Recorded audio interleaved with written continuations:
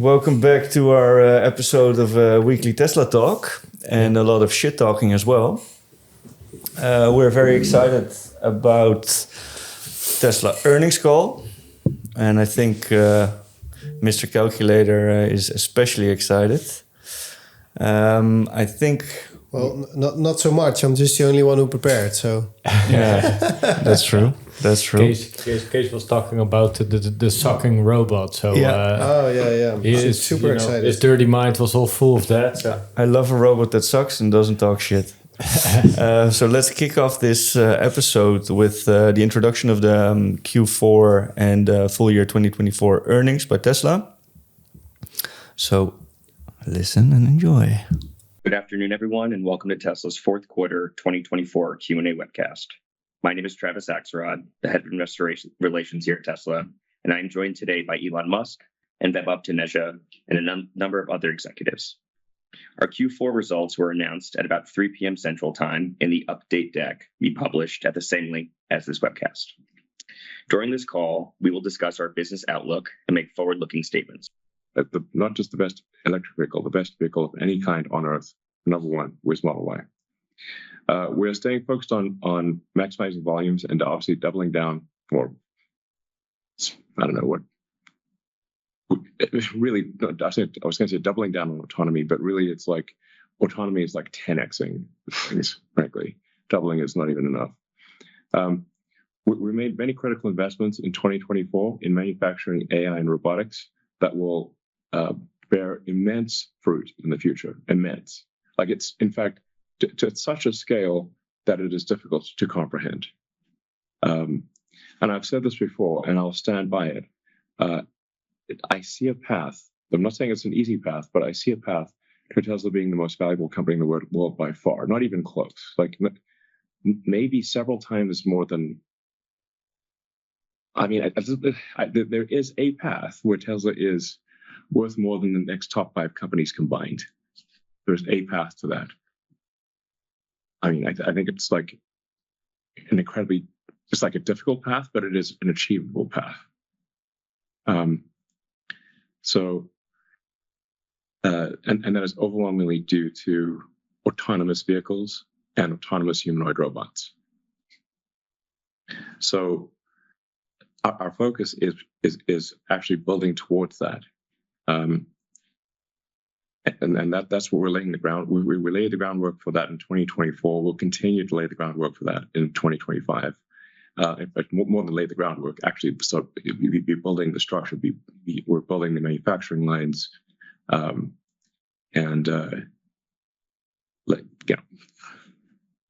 like setting up for what I think will be an epic 2026 and a ridiculous 27 and 28. Ridiculously good. Okay, yeah.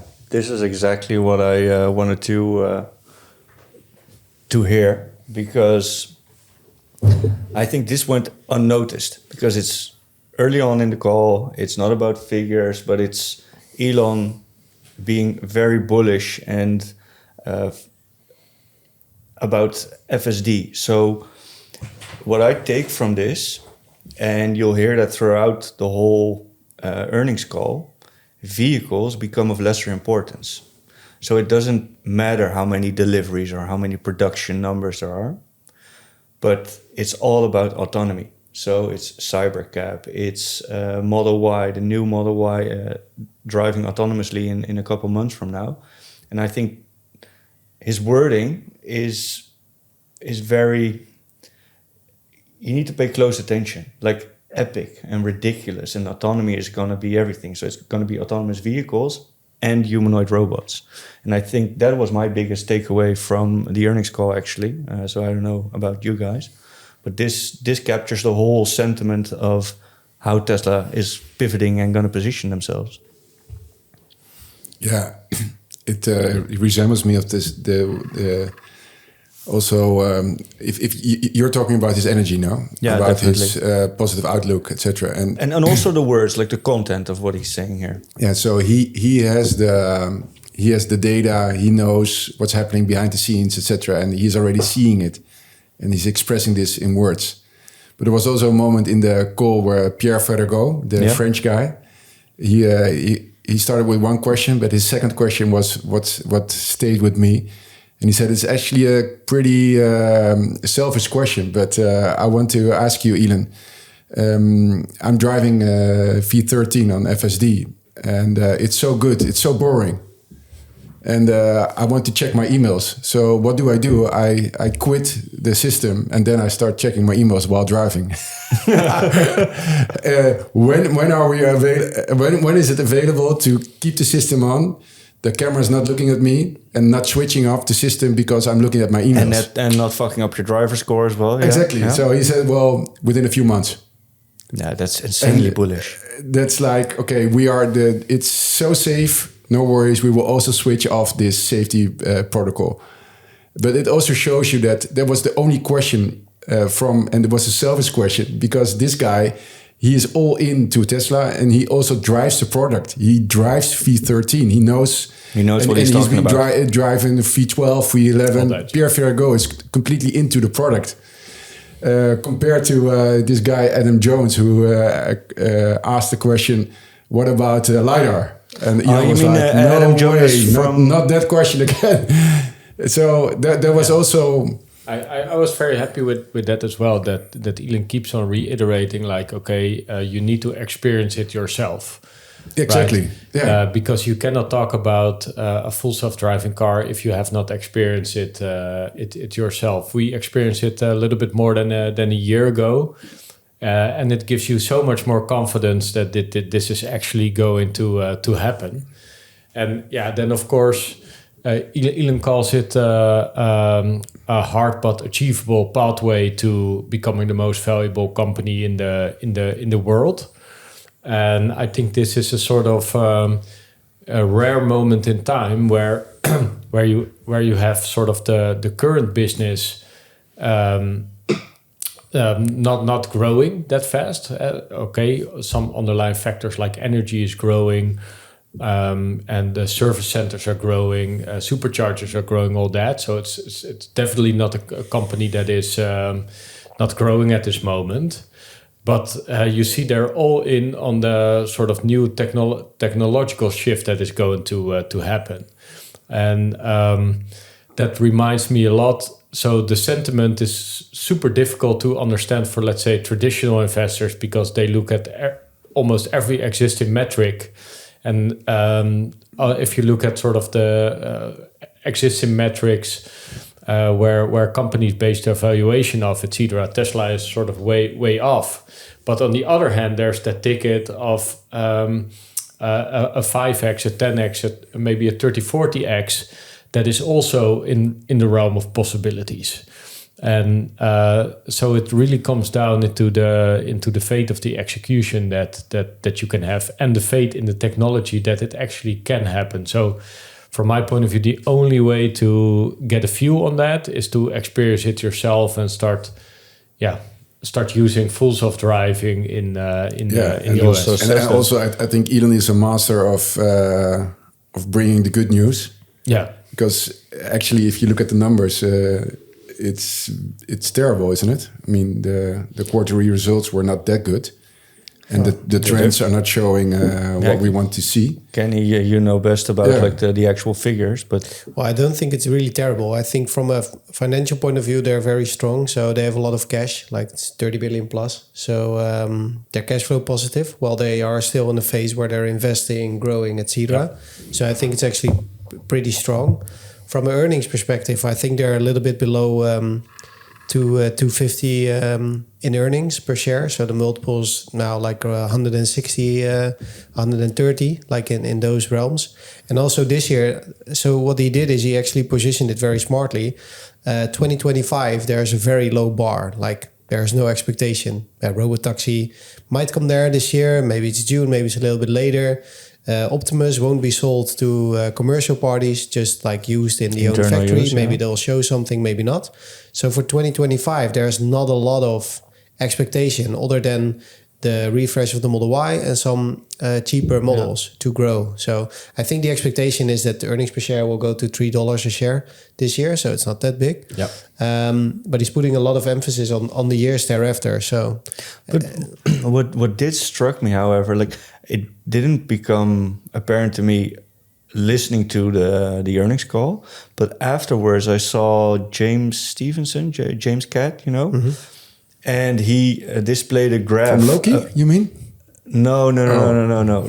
He showed a graph on X, and we can edit that in later. But where it shows like the COGS decline over the years, and that was actually very impressive. Yeah, but so if you read, so I've seen it as well. But if you read it, it's also product mix. So they say the average cost of the vehicle is going down, but they sell like far less Model X and S, which are much costlier to produce. So there's also a product mix factor in there. So I think it's not really. So let me state it a little bit different. I think if you would say like, okay, Tesla with their car lineup, are they able to grow 30 to 40% or 20% in the coming year? That's probably going to be challenging. The Model I looks fantastic, and you guys have seen it in person, so I'd love to hear more about that. Video coming out from Mr. Green this week, I believe. Arthur is doing his work. Yeah, amazing and boring. Not at all. That car is exceeding expectations when it comes to looks, performance, and all that. So that's very positive, and then cheaper models. But for example, there's not very much certainty of, for example, Cybertruck is going to add to the sales of Tesla.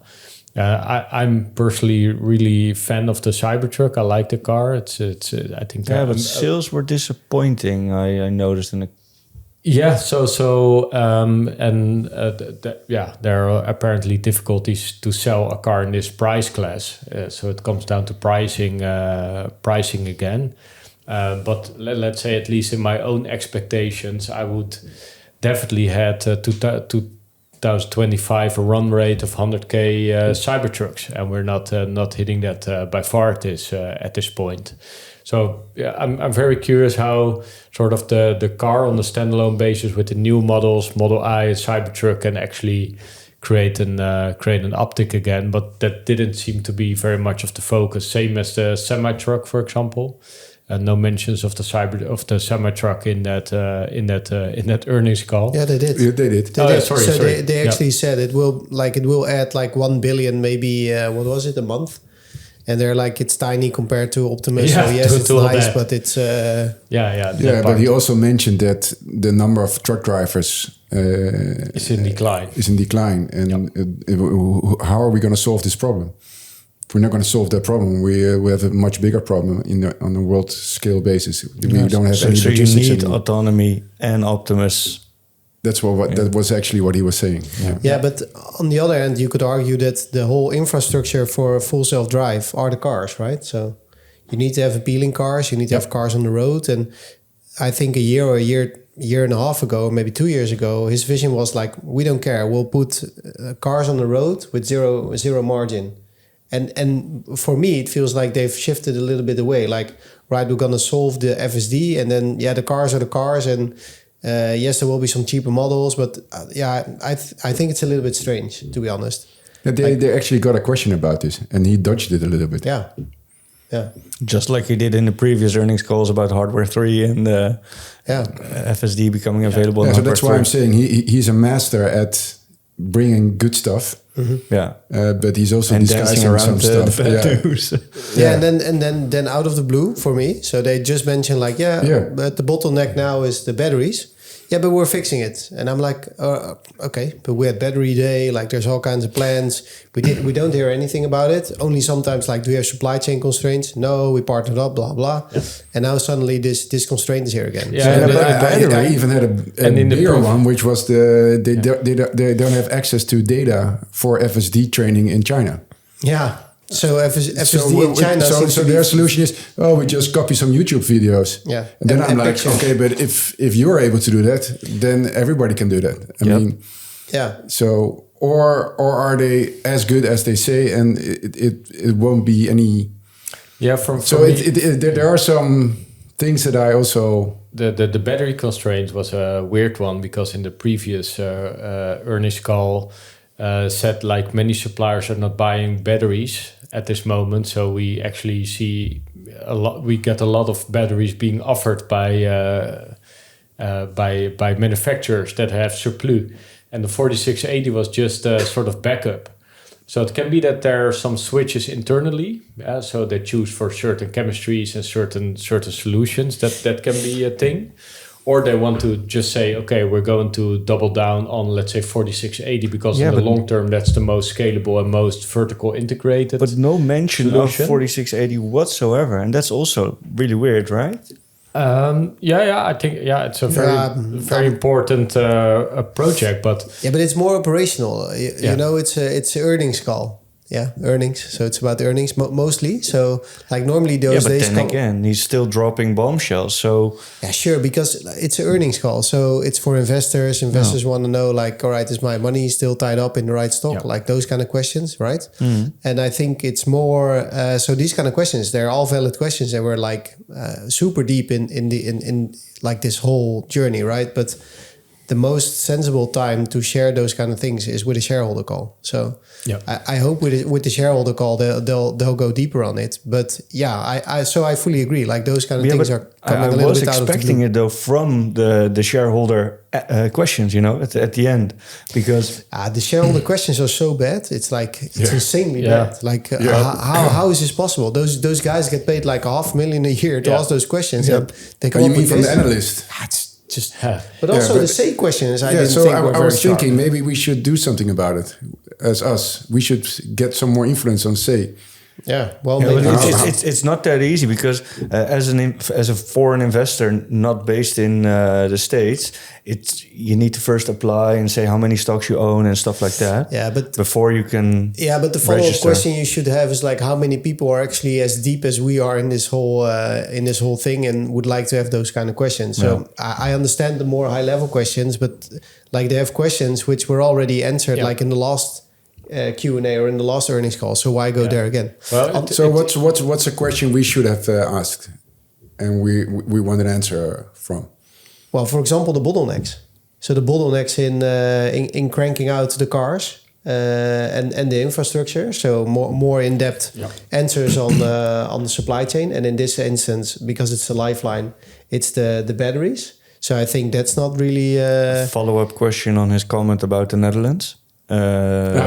Like regulatory perspective, and out of the blue, like it was UNECE all the way, like all the past 4 years, I've heard only like specific UN regulations, and now he just names the Netherlands. It's the Netherlands, so that led me to believe that it was RDW. So like that's the Dutch equivalent of the DMV. So we should reach out that we can help him. We should, I got questions from Steve, Ike Steve, about it, and also from Michel van Zandvoort from the Tesla magazine, because this is what you want to know. What's the role of the Netherlands in this whole? What was your impression? Is he into the deep weed of the regulation, or is he on the surface scratching? I think on the surface level, like he gets his information from the policy teams, and the whole policy team is reconstructed. So the best player, Mark van Impe, is out of the picture. Sadly, went to SpaceX, and now it's all new people. But the RDW apparently plays a significant role in type approval and European or UNECE regulations. Can we have somebody of RWD on the podcast? But I was trying to listen, and maybe I'm a little bit skewed. How do you say that? Yeah. He was explaining how it works, but he was also explaining that Europe is very constrained by regulations. Yeah.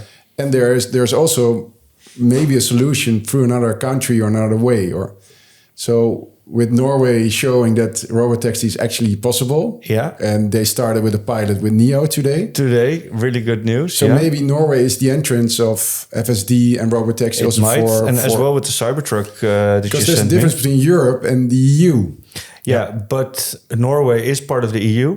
and is a contracting party to the 1958 and 1998 agreement from the But UNEC. is there a country in the EU or in Europe who is not in that list? I was trying to find it, but couldn't find it up until now.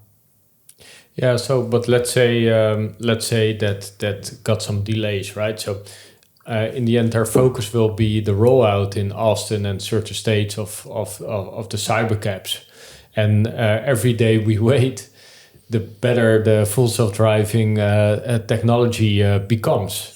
So for me, in the end, it's a matter of time when the data is there and we see that it's much safer than human beings. Europe would be stupid to not adapt. That was also the main language Elon. Yeah. And he also said like you need to experience it, because if you don't experience it, Yeah. So for me, the main thing is basically Elon saying like, look, investors of Tesla, because as you say, Kenny, it's an earnings call, so not too much operational questions.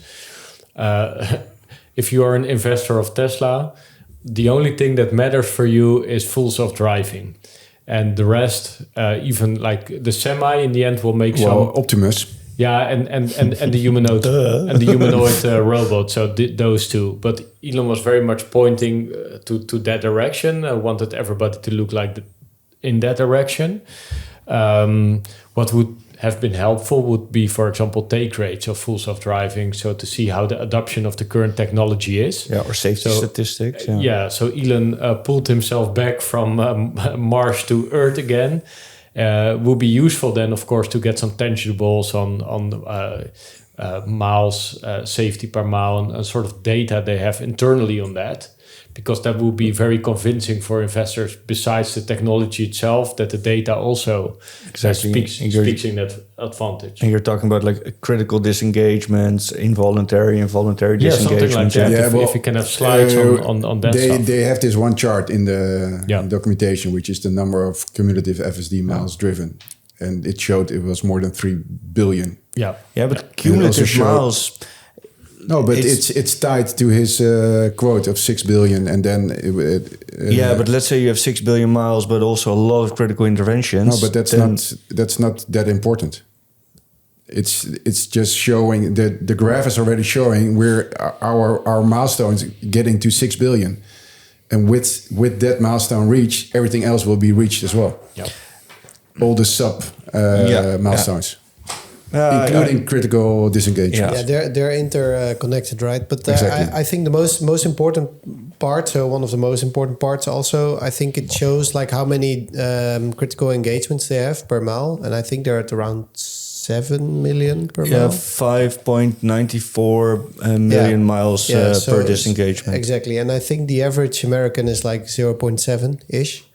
And I think I heard that whenever they're 10x better, it's something they can enroll, and it feels like they're pretty close, right? It's just like they have to improve with 20%, and then they're there. Yeah.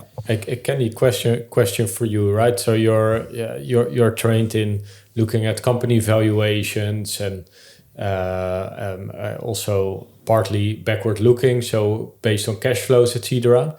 How do you look at the Tesla stock as an investment at this moment? Because on the one hand, you don't see earnings growing while it's being evaluated as a growth company. But on the other hand, we have this promise and this ticket to be a 20x company in the next 3-4 years. How do you make sense of that? Pooh. That's a complex question. So I'll give it my best answer. So I think if you look at traditional like valuations, then it's always about future cash flows. So you make an estimate of the future cash flows of a company, and then you make them, you discount them for the value that they are today. So basically a euro today is more worth than a euro 10 years down the line, because of inflation, for example. And what we do in the market is we say, let's take PE ratios, because that's easier to talk, right? If we're talking here about DCFs, that's what they call it, discounted cash flow methods. That's going to be very complex. So to keep things easy, they invented the multiple to keep it just simple. So if you look at the multiple, that's all, like for most cases, it's a backwards looking. So that's a price to earnings multiple. So that basically says how many times the earnings of last year is the company worth. And I think now it's, as I said, like around 160, depending on the price.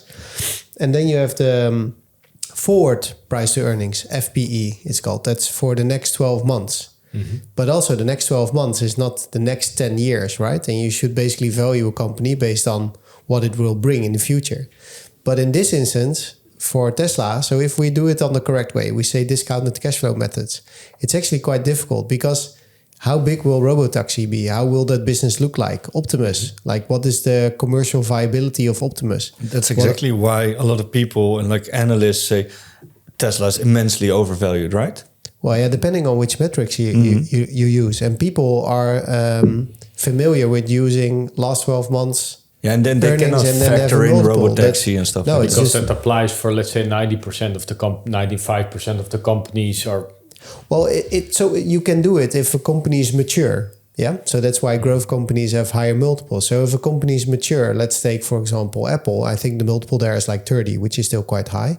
But in general, it's maybe around 20. I think so 19 is the average of the S&P 500. So that's the biggest 500 countries of companies of the world, basically in the US.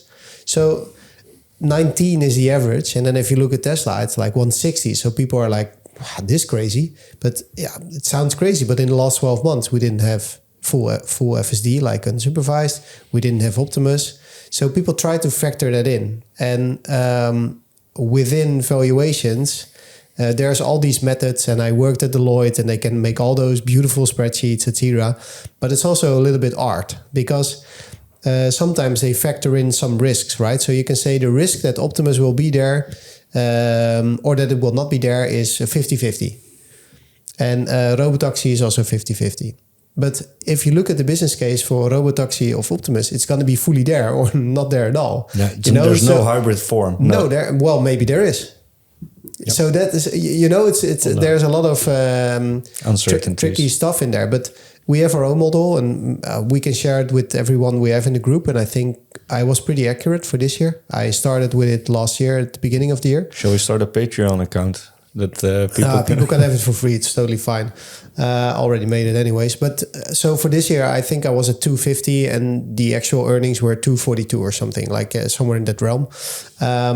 And like if you look forward and you crank the numbers on RoboTaxi, so I made a calculation like what are the biggest cities in the world, how much RoboTaxis would you need if you do XYZ of average usage, like based on the ARC model. And then even for the biggest cities, using RoboTaxis there and giving Tesla a take rate for like €1 a mile or something, or $1, you get at crazy numbers. Like they take like 200 billion a year in earnings. So yeah, if you factor that in, do 200 billion, so only the RoboTaxi in the biggest cities, and do that times a multiple of 20, which is the average of the S&P 500, you're at 4 trillion.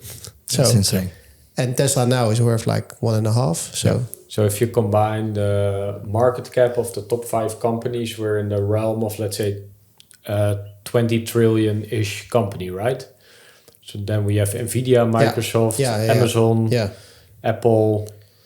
A little bit less, I think around 15. Microsoft. So the biggest one is Apple, I think it's around 4. Yeah, but they will surpass them, and they are also still growing. So that's what Elon said in the beginning at the first. It will be bigger than the 5 biggest. Yeah, so I think it's kind of hard to. So I think it's kind of hard to say, right? I don't really like CEOs bragging about valuations and that kind of stuff. So, but I think he's just excited about it.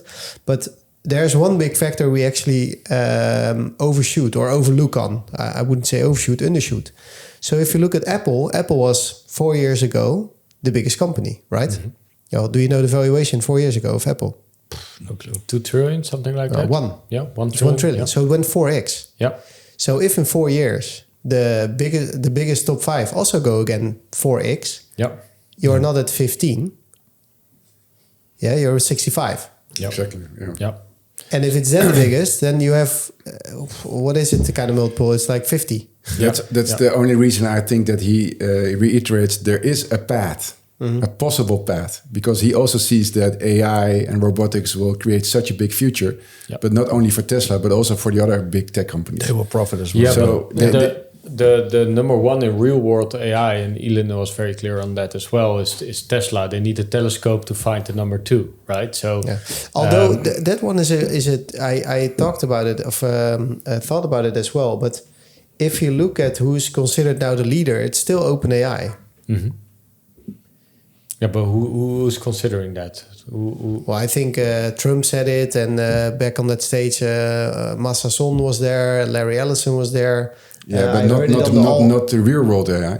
On the All In podcast, I think. No, also, I was talking on real world AI. So application that we use in the real world. Yeah, in the real world. So no language models, no video models, and all that. But applications like we're really going to use in our everyday life, like Optimus, like FSD, robot arms, FSD, all that. So maybe it's a good one to clarify, because I think real world AI is maybe a little bit misunderstood as concept.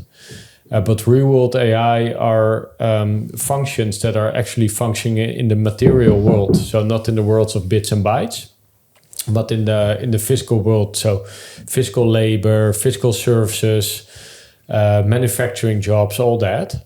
That is the market that Tesla and Elon Musk are going after.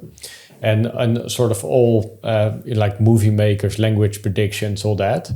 If you think about it, Tesla has by far the most real-world camera recordings in the world, because they have like a fleet of 2 million cars with 8 cameras on it recording all the time. So that's a lot of material that can probably also be leveraged at some point to AI functionalities like making movies and all that. But nobody's talking about that. But their aim, that's one of the things I really like about Elon, they aim so high. So they don't aim for a full self-driving solution that is very local. Mm-hmm. They aim for a full self-driving solution that can do all the driving. Yeah. They're not aiming for a robot that can do a few tasks. Artificial general intelligence. Yeah. Well, he starts with the end. So no, he starts with the highest possible outcome as point to work and he takes towards. that as the design intent of making everything. Yeah, that's the goal, to make that happen. And he actually doesn't cave into halfway solutions. No. Because Tesla could also say, well, we're going to, for the next coming years, we're going to geofence some areas. Or LiDAR the hell out of it, yeah. Yeah, and ride with that.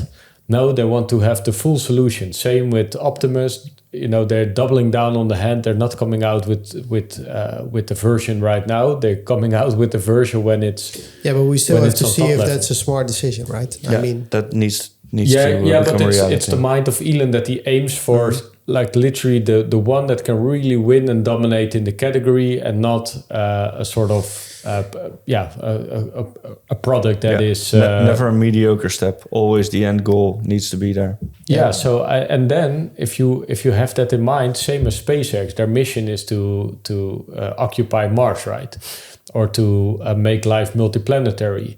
But the benefits right now of that is we have Starlink, right? That comes out of that capability that SpaceX had created. Same is with the home batteries and the solar roofs, etc. That is a sort of capability that came out of the cars at first, and the cooling, etc. And now the full self-driving is being at such a high level that if Tesla want, they can also come with models that can create videos and so, but they don't want to go after those kind of markets at this point. But that AI part, also, since they're the only profitable one building this infrastructure, can have also multiple products in their lineup at a certain point. But to be honest, on the real world AI thing, I'm a little bit more skeptical, to be honest. So I think if you look at the Optimus side of things, so in the hands they are, I think, the most advanced. Yep. But if you look at other companies like Figure AI and Apptronic now works with Google. Figure AI works with OpenAI and Microsoft. They already placed commercial robots at BMW. Is that a robot that can work in Excel sheet? We already have those robots, right? Here at the Zuidas, yes. Can you more than enough. No, but I think I'm a little bit more skeptical there. So I think within, like based on the research that I did, Tesla is like feels ahead based on things that I read about. But I think it's a little bit over the top to say like I have to look with a big telescope to see where the competition is. So I'm a little bit more skeptical. On the FSD side of things, yes, I agree. On the other hand, you could say that Waymo, yes, it's with the LiDAR, etc., and it's not optimized. I fully agree. But they already are active with more cars in full autonomy than Tesla is. And shall we use this moment to move on to the next clip about FSD? Yeah, sure. Yeah. I hope I got the right time code, but 1620. 1621 it's going to be. In Austin in June. So, I've talked with the team. We feel confident in being able to do an initial launch of unsupervised, no one in the car, full self-driving in Austin in June. We already have Teslas operating autonomously, unsupervised full self-driving at our factory in Fremont, and we'll soon be doing that at our factory in Texas. So thousands of cars every day are driving with no one in them at our Fremont factory in California. They will soon be doing that in Austin and then elsewhere in the world, the rest of our factories, which is pretty cool. And the cars aren't just driving to exactly the same spot, because obviously it all wouldn't collide at the same spot. The cars are actually programmed with what lane they need to park into to be picked up for delivery. So they drive from the factory end of line to their destination parking spot to be picked up for delivery to customers. And they're doing this reliably every day, thousands of times a day. It's pretty cool. Like I said, the Teslas will be in the wild with no one in them in June in Austin. Yeah, so this is, we all saw the video, right? Yep. Where they're coming straight from the factory line. And it's super fucking cool to see, because the cars actually park themselves, just as he said, in the right lines. I immediately see a use case from Mr. Green. Right now we have student drivers picking up cars and it's a waste of time, it's a waste of money, it's prone to accidents, and they're already deploying this. And that they're launching in June 2025 unsupervised RoboTaxi, that's big. Would that be in that sense programmed where the parking lot is, or how would that That's work? what the comments are, that this is in fact geo-fenced and kind of pre-programmed. But please, listeners and viewers, enlighten us if you have more information, because I'm not entirely sure. But it still saves millions in just operating costs of. And even though it's a very small, it's like 1.5 miles, something like that. So that's not so small. when he was talking about this, I got a little bit confused. So I got two questions. One, the video that we saw, was that from Fremont or from Texas? Both, actually. The first video you saw was Joe Tetmeyer in Texas. And now they're also using it in the Fremont factory. And that video came out February 3rd, I guess. So we can overlay them in edit later on for the viewers to look at. So my second question is, if he's referring CyberCabs will be driving around, or not, he's saying Teslas will be driving around in the wild. With nobody in them. Is he talking about Tesla's driving in the wild in the factory at Austin? Or is he talking about Austin city center? Yeah, it's a good question. And he's stating that right now, currently, the cars roll off from the production line, doing everything autonomously from production line to parking spot for delivery. Mm-hmm. But in June 2025, they're going to be in the wild. And they're currently also testing unsupervised FSD among Tesla employees.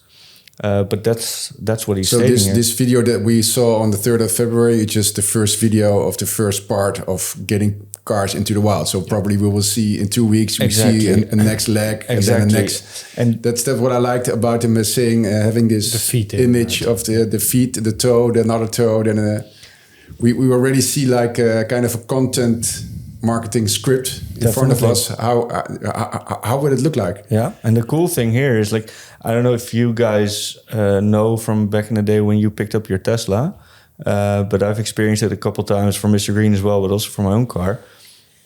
The first time you get in a car, you can't even use autopilot because cameras are calibrating. Mm-hmm. And what they did for this is actually from the moment like the car and the cameras and the computer is up and running, it's already calibrating along the whole factory line. So once it gets out, boom, it's autonomous. That's super cool. So it's calibrating while driving? No, it's calibrating while going through the factory. Well produced. Oh, wow. So they can start immediately once the wheels are on and they're done. Mm. Yeah. And I've seen the videos, and it's quite a strange, let's say, route that they have to go over bumps, and it's not as easy as a normal road. So I think that's great. So the reason why I picked it is because it's big, right? So they say it's this year, it's not next year, or there's a lot of things. We know that they're like 3 to 6 months ahead with FSD that they have internally before they give it out. So I think internally they're really, really close. There have been some mentions also by employees saying we're there on X. So I think, it's just really, really positive. And they will start in Austin, so in June. Yeah. And then later in the year, they say also California. And they expect many regions this year. Yeah, so. I have an interesting take on this. So with Optimus, the premise is to have a couple of thousands doing useful tasks in the factory, right? But the full self-driving car of Tesla is also a robot, but a robot on wheels. And having it going from A to B already on parking lots internally is sort of a useful task that the robot is already doing, because it's already replacing people. Yeah, if you calculate the number of employees that you don't need anymore for the daily drives, it already saves millions, right? So probably they can have that already implemented with many smaller things where the car needs from A to B. You have a fleet of cars, so you know how much time that takes, getting them on the dock, loading them off the dock. So there are many steps that needs to happen. So I think this is a sort of one of the first things where we see the robot is performing useful tasks, at least from a financial point of view for the company already. Yeah, I think it was calculated. It's like $25 a car. So.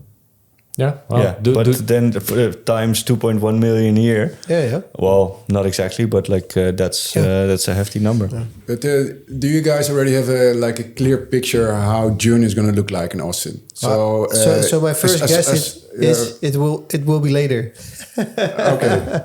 So Elon time, if I want to be the number one guy from Europe experiencing the Wild West in Austin. When should I go, and what will I see? What will be my expectation? I think they will be driving around Model Ys at first, because all the new Model Ys come with the front camera. They have the new camera suite, the new hardware. So I think they will be testing those first, because CyberCab production is for next year. So I don't believe we'll be seeing those.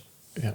And maybe it will be focused around airports, universities, stuff like that. But that's the gist. I don't know. You're shaking. Will I be able to actually download the app and get a cab, or is this only for? I hope so. Tesla? I hope so, because they internally developed it already, and they're using it for employees already. Unsupervised RoboTaxi. Yeah. So if I would look at the launch schedule of Tesla, how will it look like? How will the first tow look like, and how will the second tow, etc. For me, it's still not. I think very it's clear. quite simple, right? Okay. I think they've shared like all the. So for me, it's quite simple. I think because they've shared all the puzzle pieces. Mm-hmm. So they shared the app. So I think you just have your Tesla app. Mm-hmm. We'll have a feature where you can just call a cab if you're in a certain area. The cab will just come up front and it will drive to your place. Like I don't think it's going to be much I understand that. But for example, Waymo. when they launched in San Francisco. Yeah, they launched on a smaller scale. It took like 1 year before you were able to actually get into a Waymo cab. You were on a waiting list, those kind of things. I think they're going to start like a small scale pilot. And that's also what they mentioned, I think, last time in the Q3 earnings.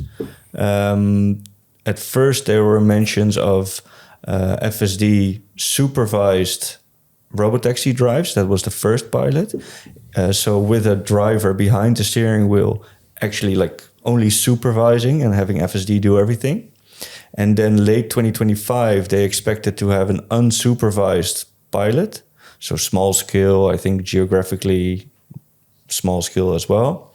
And then once the results have become visible, we're going to see it in 2026 on a bigger scale rollout, like grabbing the whole city instead of in case you say you expect some Model Y's driving around, do we expect the CyberCab is of course a 2-seater?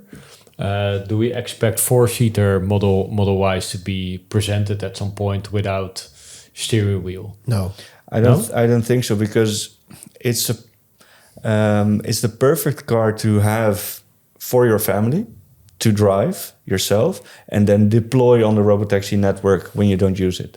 Mm-hmm. But it cannot be a future with only RoboTaxi, because when you have a family, you have children's seats, and if you have to go with children's seats in your hand from RoboTaxi to RoboTaxi, it doesn't make sense. Yeah, let's say there are no battery constraints, right? Because right now, if we must listen to this earnings call, we hear we have a battery constraint between energy and the cars. Mm-hmm. Right, so if you prioritize that, you will of course prioritize the CyberCabs because they bring in the most amount of money for the company. But as for manufacturing, it's also actually very productive when you can have your lines being fully ramped up all the time. So if you could, for example, have a version of the Model I out there where you don't have to... Yeah, with dedicated production without a steering wheel, you mean? No, the additional production that you have on the production line for the Model Y, because right now we're not hitting the top volumes. I'm actually thinking, why shouldn't they launch with a CyberCab? I think they will also. Why, I think why they will do why? that. No, I think they will. I think it will be the CyberCab. No, I think it will be all vehicles. Yeah, I think it will be CyberCab, Model Y, Model 3. Just as like... I think it will be. It needs to be hardware 4, because we see the constraints already on hardware 3. So it will only be hardware 4 vehicles at least for the start, and then maybe later on with hardware 3. And as he said as well in the earnings, we need to retrofit. Yeah, I know. I'm just saying. So it will be Tesla's own vehicles, right? Mm-hmm. So they will. I think they will get some Model Ys, Model 3s. With all the new hardware, yes, for sure. And then the CyberCab, because if you listen closely to the earnings call, he says we're gonna have a look if we missed something. Mm-hmm. So that's what they want to test. So they want to test if they missed something. So it makes sense to test all the vehicles that they want to add to the okay. To the suite. So it also makes sense to put CyberCabs on there, because then they can already start producing and putting them in the streets, and then they can increase production. And he said volume production 2026. So my guess is still this year there's going to be like between 50 and 100K of CyberCabs. Sure. And we also still have this launch of these cars we have no idea about yet, but they were promised. Yeah, that's interesting. 4 months we will see a car we've never heard about, seen about. I want to fast forward to June to know what's happening. You know, can't wait. Yeah. I'm too anxious to wait for this 4 months. Well, I'm already looking for renters for my apartment. So once it's rented out, I'm going. I think it will be later. But on the cheaper models, so he said multiple models, so cheaper models. They're keeping it a little bit in the dark as of now. But my guess is they will have cheaper trims and I think a compact model. Yeah, which will be CyberCab with a steering wheel. But the future Rasa convinced. Brian had like really good comments on why it isn't or why it Yeah, shouldn't. but later on, So- there are also a lot of interesting talks about why it is the interesting model. Because why completely redo a manufacturing line when you just optimize it for a very cheaply produced RoboTaxi where you can easily fit the steering wheel. So let's say at least probably the first phase will be a bit slow, maybe the first 1 to 3 months. Austin is being in talks right now, but this is going to be rolled out much faster afterwards because other states are also on board. So for other RoboTaxi, CyberCab, FSD, I think we touched on all those points, but we also got a sort of factory light announcement in the energy sector that was very exciting. Is it already known where that factory is going to be? I think I completely missed it. Yeah, MegaFactory 3. Yeah, MegaFactory. There's going to be a third So energy Shanghai factory. is live. Yeah. So the energy part had amazing results again. And energy was one of the biggest growth pillars for Tesla. I don't think it will be in either Mexico or Canada. But, no, it's in the US. I think there were some rumors where it was, but I forgot where that state was. But that will probably be announced within two months. For me, the big question there is it going to be the same size as the Shanghai factory, or is it going to be a sort of gigafactory, but then for the energy part, because that can surprise everybody if that's such a bigger factory than originally expected. Because right now we have 2 factories live. We have the Lathrop factory, and the Shanghai factory it seems to have the 2 or 3x capacity of that Lathrop factory.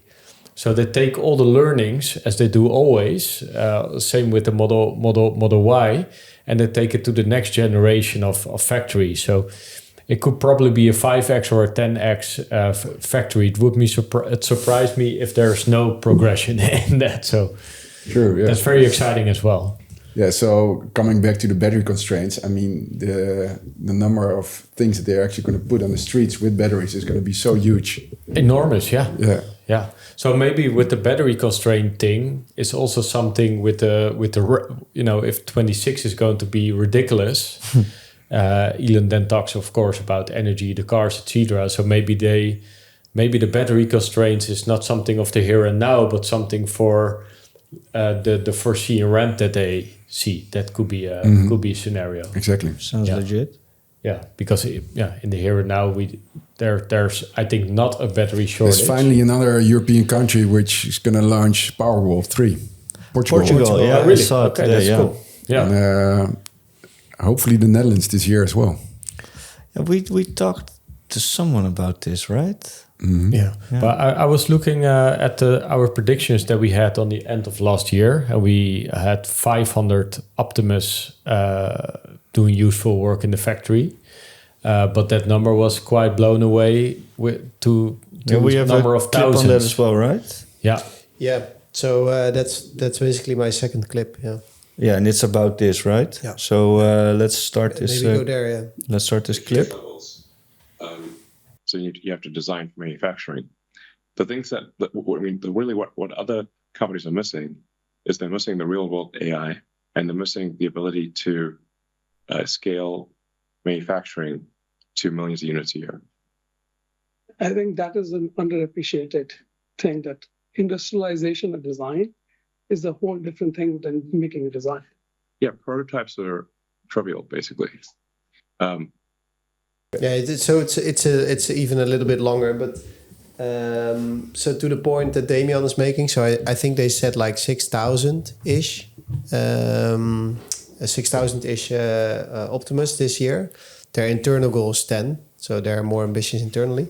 But I think the difference between Tesla and the other manufacturers or the other robotics companies or humanoid companies is that there's only one company, in my view, who can now do this at scale in the next 2 or 3 years.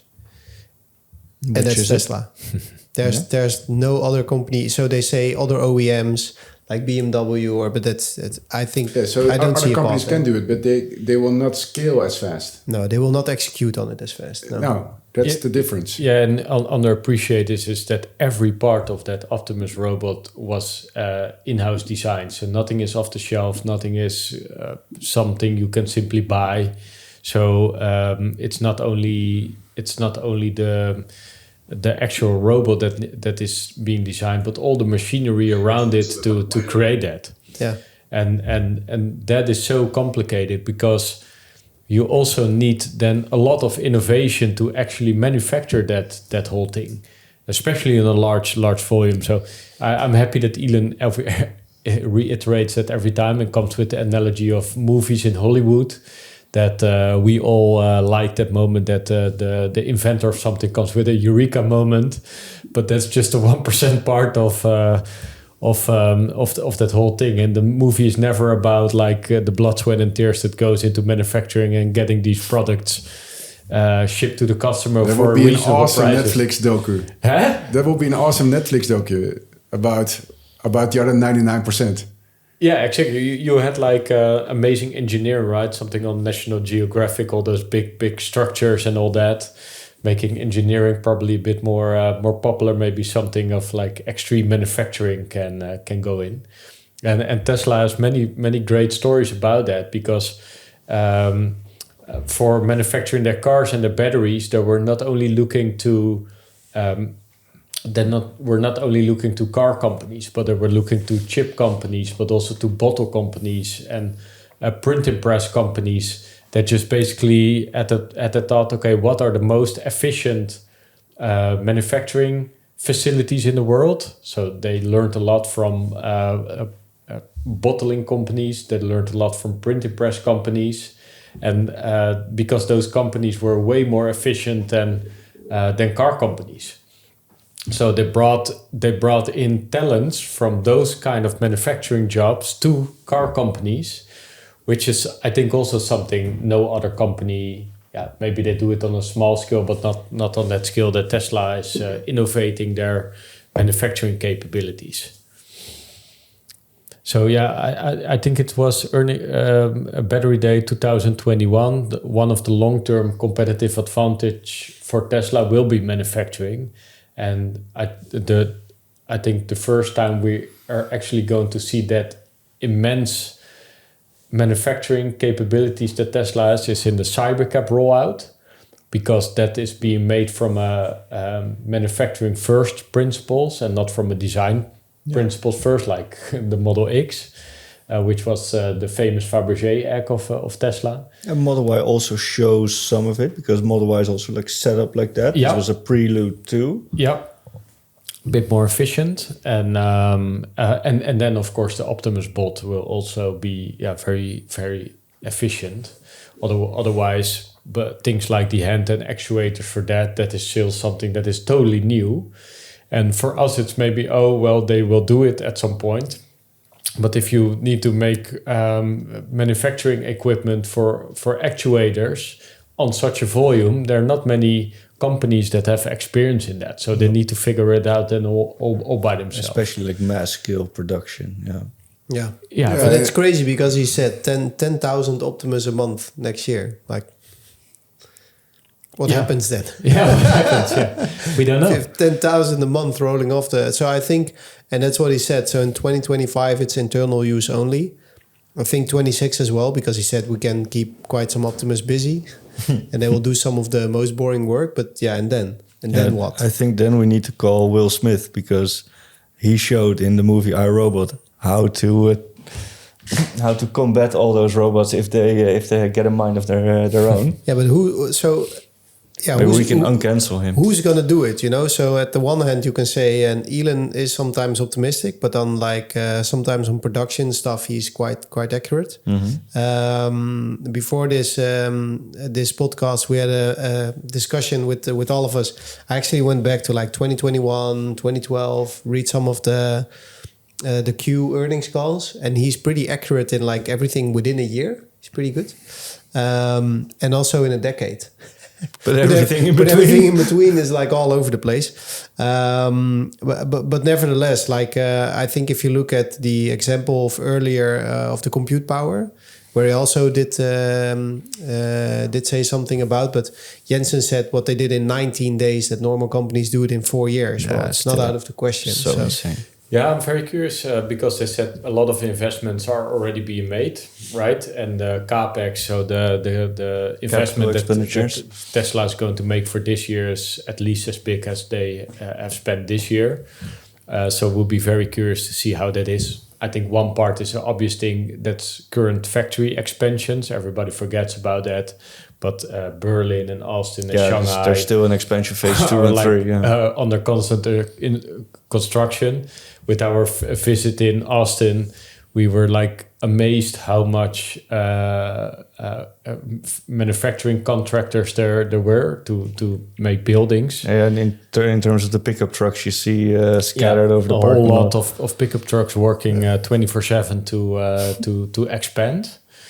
So curious how that is going to be spent, and a new factory easily costs already 10 billion. So that's something that will take a lot of money, but probably big chunk of that money goes into AI capabilities as well. Yeah, as you said in the investment part of the beginning. Yeah, some small part on Doge because Elon has nothing better to do, so he takes on making the government more efficient. And within a couple of weeks, like 2-3 weeks time, they're already on a run rate of 4 billion savings for full year 2026. I don't know about you guys, but I was like very, on the one hand, surprised, on the other hand, not that they would hit this run rate this fast. What some thoughts on that, Kenny? Yeah, sure. So I think what he's been laying out is literally a blueprint for every country to follow. So I think with Damian, I had some discussions over the phone, like, hey, can we do this in the Netherlands? What would be your thoughts? You're the finance guy. And I was like, where to start, man? But he just said like, yeah, we started with the money, just following the money. So they were like, who's spending it? Yeah, it's this department. And they go to the department. They're like, how do you spend it? Yeah, well, we just get bills and we pay it. Okay, but do you do any scrutiny? No, we don't do it. Did you decline any payment? No, we never did. All right, that's and the people first are problem. So fucking pissed that he is doing this. Like, yeah, but it's always like, I think within every company, follow the money. Like costs and revenue follow the money. Where does it come in? Where does it go out? And that hurts actually. That can hurt a lot if you get pressed to the facts. Yeah, but how terrible that actually is. If you translate it into, let's say, Europe, because I know for a fact that there is like quite a lot of people in Brussels who actually earn like 300, 400, 500k a year, which is like a really big salary. Unelected, doing nothing. Yeah. Well, yeah, and they get all their expenses reimbursed, etc. It's crazy. Mm-hmm. I think we should start at the same point, like. Who's paying those bills? You know, which department? How do you scrutinize things? To what do we? That's going to be the end of the EU. To what kind? Yeah, but I like for me, it's like I need to talk with people about like who's actually doing that. Mm-hmm. You know, so I think it is actually a good blueprint for us to follow here in Europe as well, to see like where do we end up. Yeah, and now for the first time in sort of human history, I think is coming out how a government is actually running things, right? So it's all out in the public on X. And one of the stories that surprised me a lot. So one of the mandates that they had was, okay, we want all the federal workers to be in the office, period. So because you're serving the country, we pay you to serve the country, and we just want to be in the office. And apparently a lot of people even left the state because they said, well, I'm going to have my Washington, D.C. money, but going to live in some other state and not showing on work ever. But apparently in a couple of days, hours, in a couple of buildings, let's say government buildings, they were used not as offices for federal employees anymore, but for refugees. So nobody was ever showing up at the office. The whole building were sort of not being used anymore, and the building already had a different purpose than people showing up on their work. And I think that shows a little bit how out of hand things have gotten in the US. I'm not sure how that is in Netherlands. If I just call around with companies and also people that work for government agencies, everybody's sort of used to hybrid working. Mm-hmm. That's probably something typical Dutch, a bit of, let's meet in the middle. But in the US, apparently people are just not coming back anymore. No.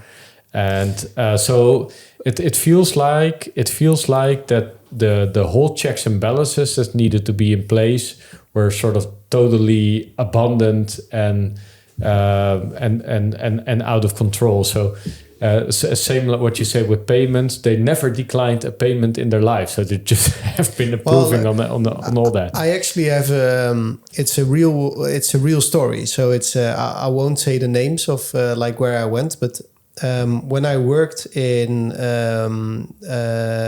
Deloitte.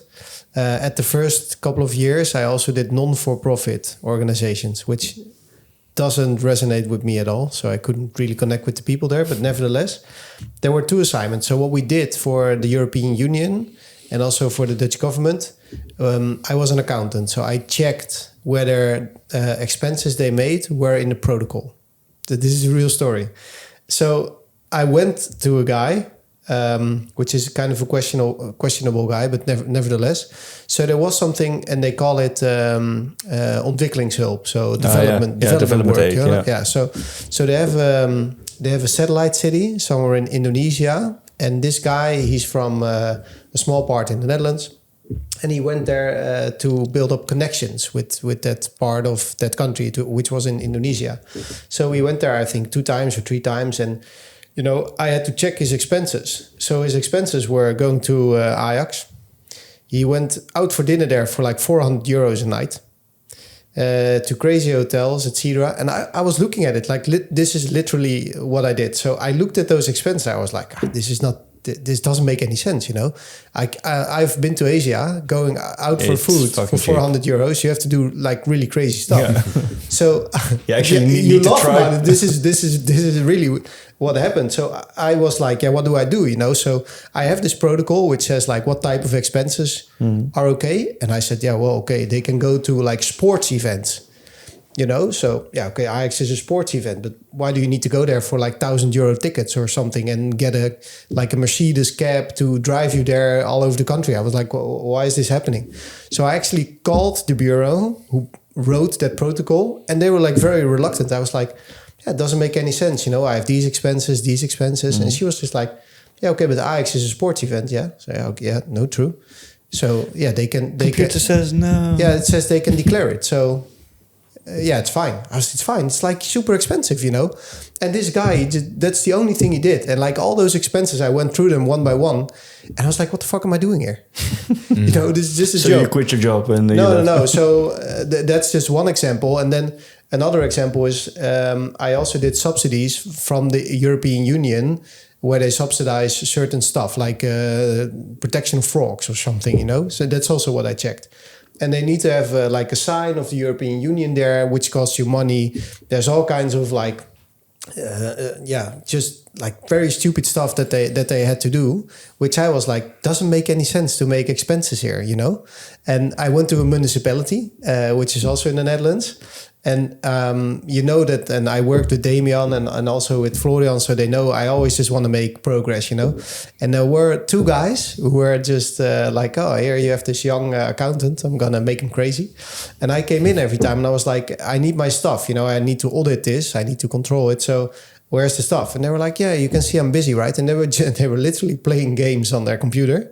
And every afternoon they had like a celebration because they planted 100 trees or something, It's just insane.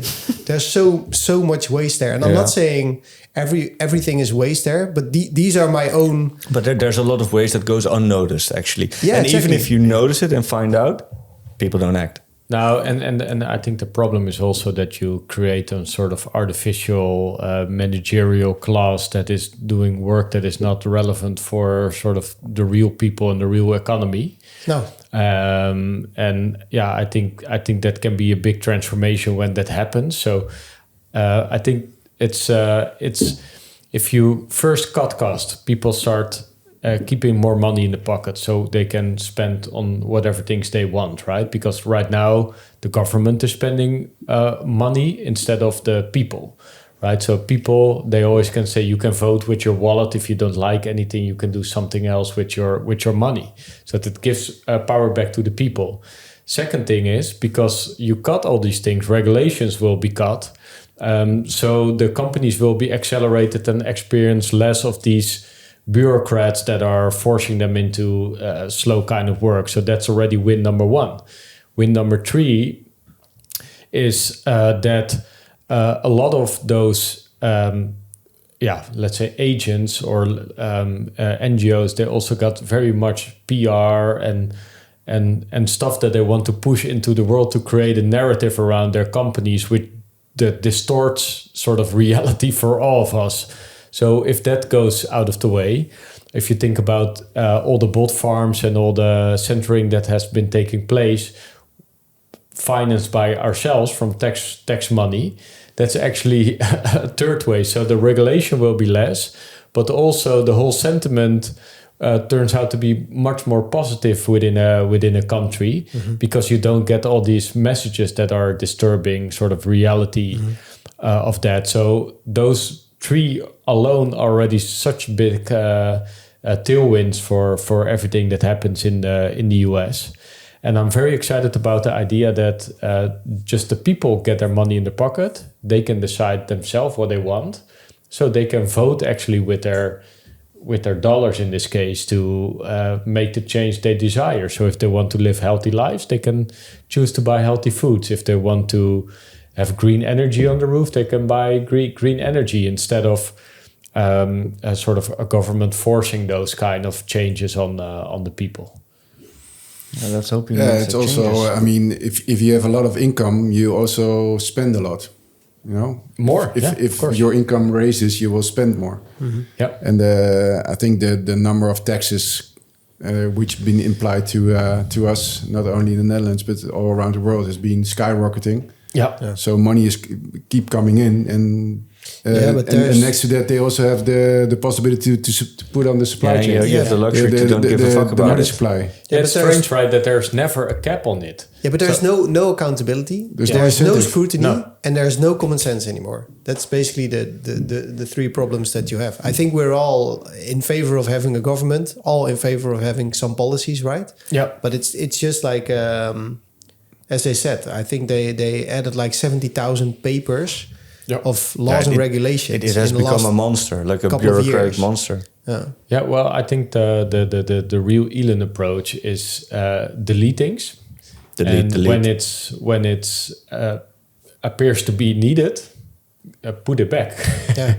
So that is also going to be a sort of unprecedented the best thing. Part is no part. Yeah, but in a company that's already a very let's wrap it up. Approach that you don't see that much, right? We all have run companies, and we never delete till the point that it actually starts hurting us. We're deleting, but there's still sort of margin of comfort. Yeah. So and what they do is actually, the things we are in doubt of, maybe even like 40% doubt or 30% doubt, let's delete them, and if we miss them, we put them back in place.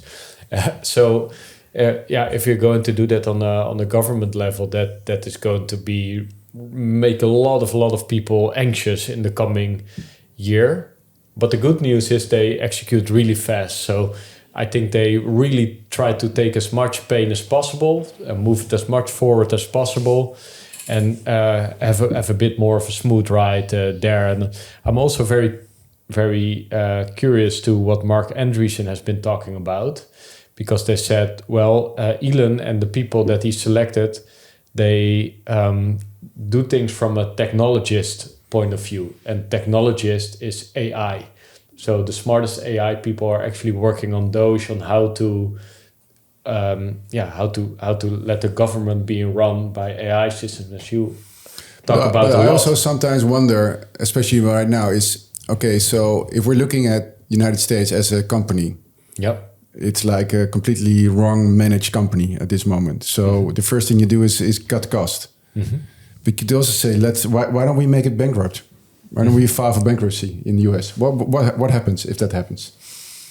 I mean, maybe that's sometimes for a company which is not performing with all all the things around it.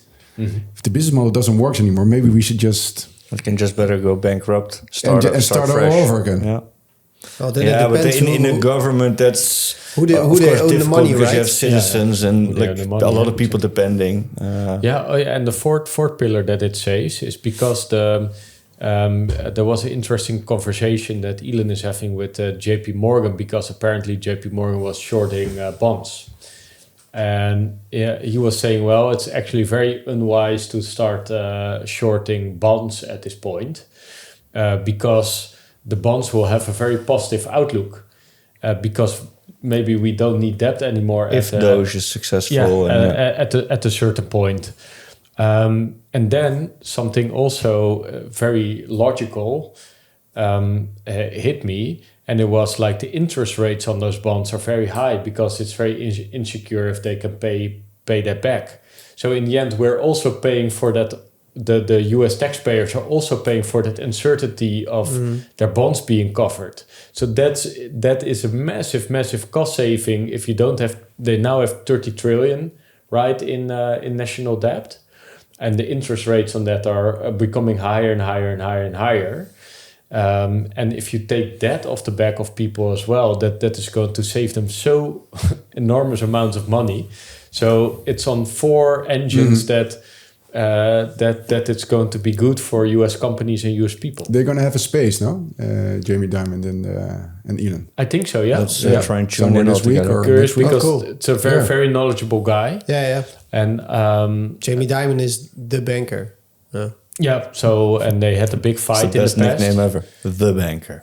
Not just a banker, but the banker. Dimon and Elon were not friends for a very long time. So they had fights for a longer period of time. That stems from that time when Elon wanted to take the company private, and he was looking for banks that private at 420 could help him, etc. Funding secured, yeah. And after that, JP Morgan was giving very low price targets on Tesla. So JP Morgan. So there were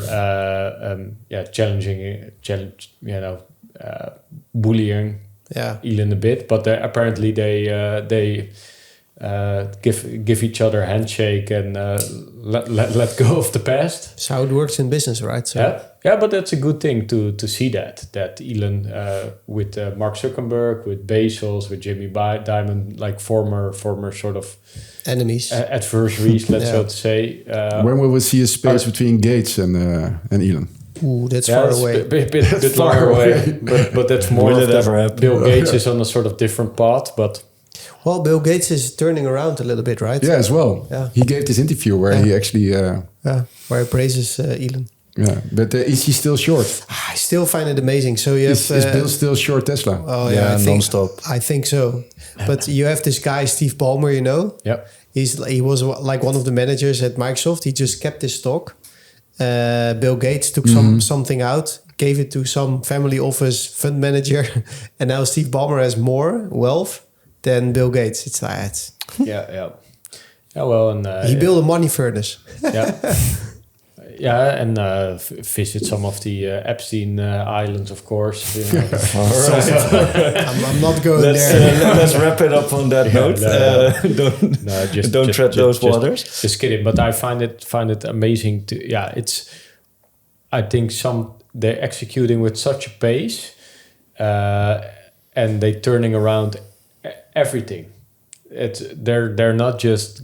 It's a team of 6. I learned. Yeah, 6 students of 20. 6 Adderall fueled autistic but 20-year-olds. Every government expense will be turned upside down, And that is so unheard of. Apparently, that never happened before on such a scale.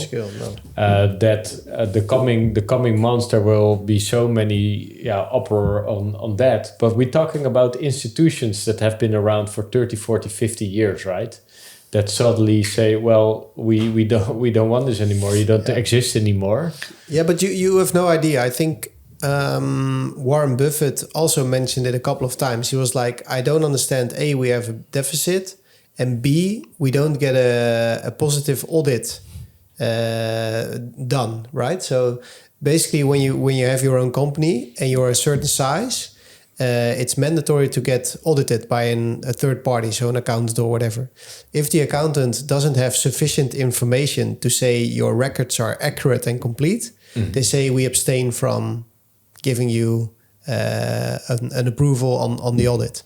That's actually happening with the government. So if I would be let's say going to a company and that manager doesn't make sure he's being audited and he passes the test, you fire him and you get somebody in who does, you know. And same as if you have somebody who's overspending on his budget, you either one don't give him more information or more money, or B, you fire him and replace him. And Warren said, like, get somebody in the office, say, fix these two things. If he doesn't, you'll fire him and he'll do it. Elon is back in the office, and let's hope he can keep on doing it. The US also created a wealth fund. There are some companies also, a couple of countries famous for having a wealth fund, the Norwegian wealth fund, for example. Yeah. How is that going to? Do you have ideas how that is going to serve the American people? Well, no, not necessarily. I do know Norway has one, as I think you just mentioned, right? Yeah. And they have a lot of resources. So they have a lot of oil and natural resources. So what they said is, what we'll do is we'll put that money we earn as a surplus, we put that in a sovereign wealth fund, and they just buy companies all over the world. So they have trackers, etc. Yeah. And I think on the average person basis, they're the most wealthy country in the world. That's just a super simple idea, but amazing, right? If you have natural resources as a country, let everybody benefit a little bit from it by setting up a fund that serves all the people. Well, you know, the biggest expense of the Netherlands is actually on older people where the pension is not sufficient. It's like 84 billion or something. It's like the biggest expense. That's like 8,000 for a working person that they contribute to this a year. Yeah. So that's 800 euros a month, which we can give to every working person additionally, because our ancestors, but previous generations just didn't save enough or didn't make enough compounding return to facilitate the cost. Yeah, crazy. So this would actually solve for it. Solve that, yeah. And it's not a very difficult thing for especially wealthy countries to create, to things you invest in that are in the beneficiary of everything. So let's have this thought exercise that instead of a deficit of 33 billion, it's going to be turned around and going to be a surplus of 33 billion at some point. What are you going to do then as a country? You know, that's a whole new paradigm where we you know, there are already universal basic income. There are countries who do this. You know, so you have apart from the sovereign wealth fund in Norway, I think the Saudis have a sovereign wealth fund. So there's quite some Middle East countries who do that, and you know what they buy? They buy other companies in other countries. So they actually have a lot of equity in private companies in the US, real estate, in the Netherlands. So they bought a lot of like shipyard stuff in the Netherlands and IP that we have here. You've seen it in the news all over. So that's the type of things they do. Yeah, That's a nice thought experiment to follow that too. To do the next time. And I suggest we wrap it up for this week. Yeah, sure. Thank you, guys. Okay, thanks, guys. Jens. Thank you. Bye-bye.